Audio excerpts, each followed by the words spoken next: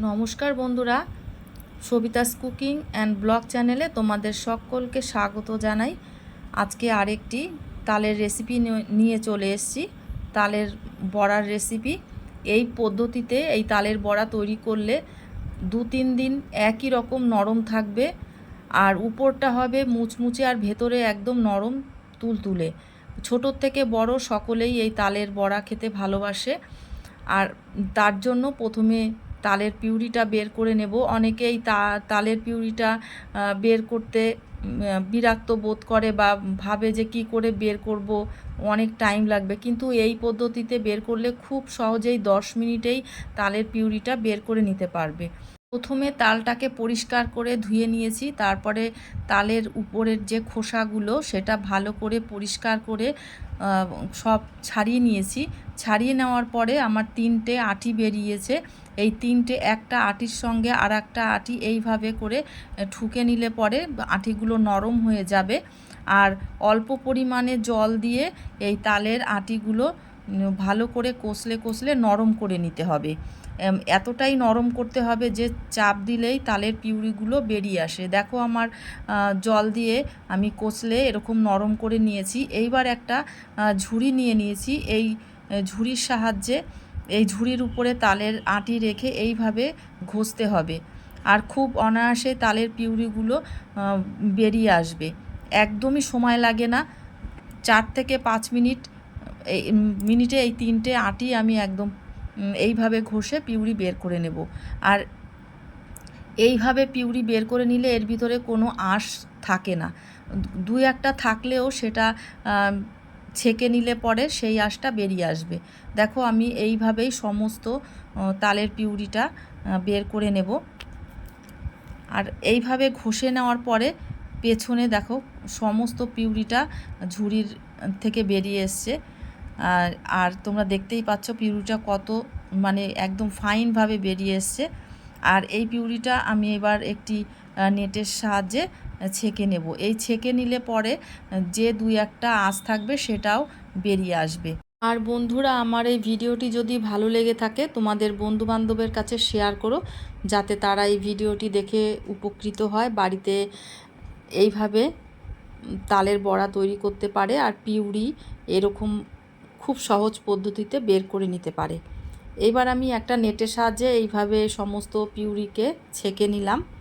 ছেঁকে নেওয়ার পরে তোমাদেরকে দেখাচ্ছি কতটুকুন খোসা বা ছিবড়ে বেরিয়েছে। এই দেখো খুব সামান্য পরিমাণে না থাকার মতন, কিন্তু নেট দিয়ে ছেঁকে নিলে সব থেকে ভালো হয়, একটুও কোনো আঁশ থাকে না। আর এইবার আমি এই যে পিউরিটা বের করলাম, এই পিউরিটাকে আমি জাল করে নেব। আর সব সময় কোনো রেসিপি তৈরি করতে গেলে এইভাবে পিউরিটা বের করে নিয়ে জাল করে নিতে হয়। জাল করে নিলে সেই পিউরির থেকে রেসিপি করলে সেই রেসিপি খুব ভালো হয়। তালের এই পিউরি জাল করে নিয়ে তোমরা ফ্রিজে অনেক দিন পর্যন্ত স্টোর করে রাখতে পারো। আর এইবার আমি এর মধ্যে দিয়ে দিলাম পরিমাণ মতন লবণ। আর এর মধ্যে আমি কোনো মিষ্টি দেইনি, যেহেতু আমি এই পিউরিটা দিয়ে তালের বড়া তৈরি করব, তোমরা মিষ্টিও দিতে পারো। এইবার আমার জাল হয়ে গেছে, 6 থেকে 7 মিনিট জাল করে নিয়েছি। ঠান্ডা হওয়া পর্যন্ত অপেক্ষা করব। এদিকে একটা বোল নিয়ে নিয়েছি, ওর মধ্যে আমি এই বাটির পরিমাণে দিয়ে দিলাম 1 বাটি আটা, হাফ বাটি সুজি, স্বাদ অনুযায়ী মিষ্টি, যে যেরকম মিষ্টি খাবে সে অনুযায়ী মিষ্টি দেবে, দিয়ে দিলাম স্বাদ অনুযায়ী লবণ, আর দিয়ে দিলাম ওই বাটির মাপেই 1 বাটি তালের পিউরি, আর দিয়ে দিলাম একটা নারকোলের হাফ মালা নারকোল কোড়া।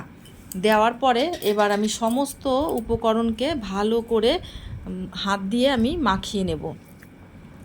এবার ভালো করে মাখিয়ে নেওয়ার পরে যদি মনে হয় যে ব্যাটারটা একটু শক্ত আছে, তাহলে তালের পিউরি দিয়ে নরম করে নিতে হবে।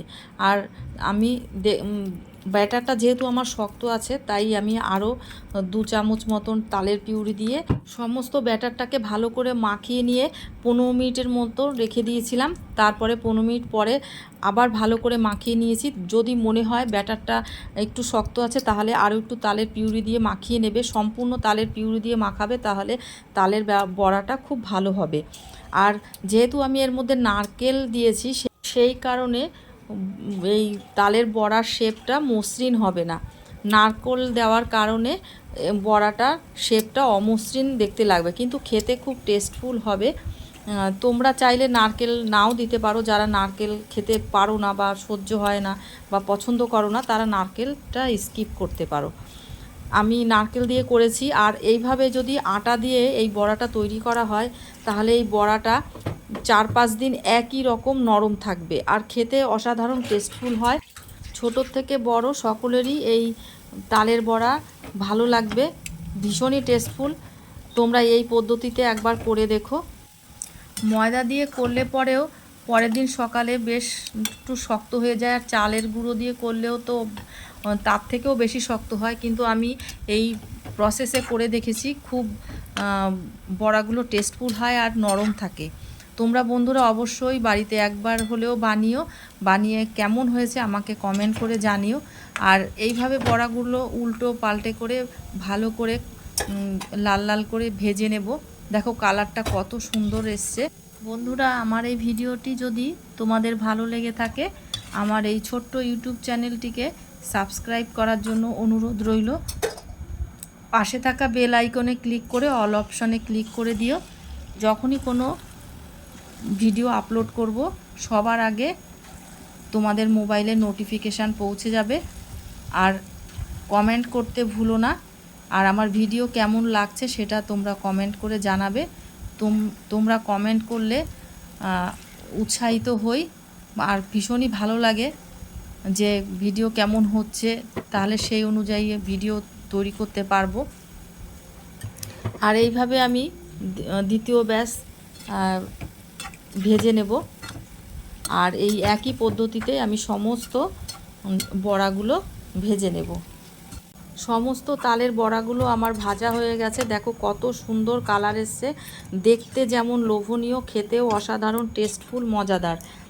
তোমরা বাড়িতে অবশ্যই একবার হলেও এই পদ্ধতিতে বানিয়ে দেখো আর আমাকে অবশ্যই কমেন্ট করে জানিও কেমন হয়েছে। তাহলে বন্ধুরা এই পর্যন্তই, নেক্সট ভিডিওতে আবার তোমাদের সঙ্গে দেখা হবে। তোমরা খুব ভালো থেকো, সুস্থ থেকো।